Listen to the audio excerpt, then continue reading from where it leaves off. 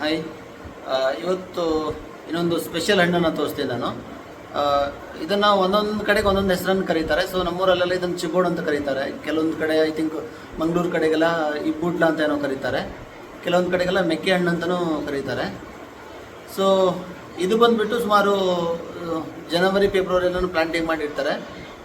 Almost April May ಅಷ್ಟೊತ್ತಿಗೆ ನಿಮಗೆ ಹಣ್ಣುಗಳು ಸ್ಟಾರ್ಟ್ ಆಗುತ್ತೆ. ಆಮೇಲೆ ಇನ್ನೊಂದು, ಇದು ಹಣ್ಣು ಆದ ನಂತರ ಒಂಥರ ಯೆಲ್ಲೋ ಕಲರ್ಗೆ ತಿರುಗುತ್ತೆ. ತೋರಿಸ್ತೀನಿ ನೋಡಿ ಹಣ್ಣನ್ನು. ಸೊ ಇದೇ ಹಣ್ಣು. ಇದು ಸಿಮಿಲರಿ ಟು ಮೊಗೆಕಾಯಿ ಟೈಪಲ್ಲೇ ಇರುತ್ತೆ.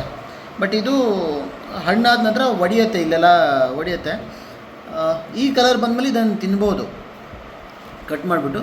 ಬಟ್ ಇದು ಒಂಥರ ಏನು ಹೇಳ್ತಾರೆ, ಅದಕ್ಕೆ ಸ್ವಲ್ಪ ರವ ತಿಂದಂಗೆ ಆಗುತ್ತೆ. ನನಗಿದು ತುಂಬ ಇಷ್ಟ. ಸುಮಾರು ವರ್ಷದಿಂದ ಇದ್ರದ್ದು ಸೀಡ್ಸನ್ನು ಹುಡುಕ್ತಾ ಇದ್ವಿ ನಾವು, ಸಿಗಲಿಲ್ಲ. ಆಮೇಲೆ ಈ ಸಲ ಸಿಕ್ತು, ಮನೇಲಿ ಬೆಳೆದಿದ್ವಿ. ಸೊ ನೋಡೋಣ, ಕಟ್ ಮಾಡೋಣ ಇದನ್ನು.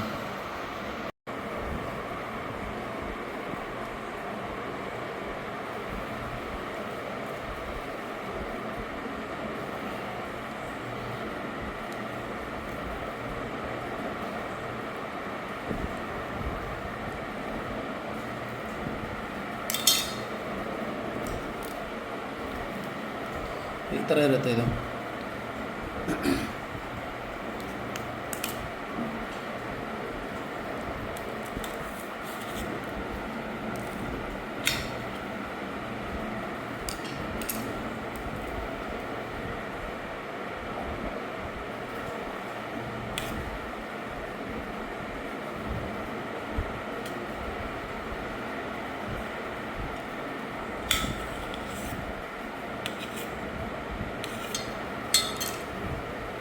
ಇದನ್ನು ಈ ಥರ ಮುರಿಲಿಕ್ಕೂ ಬರುತ್ತೆ ಇದು.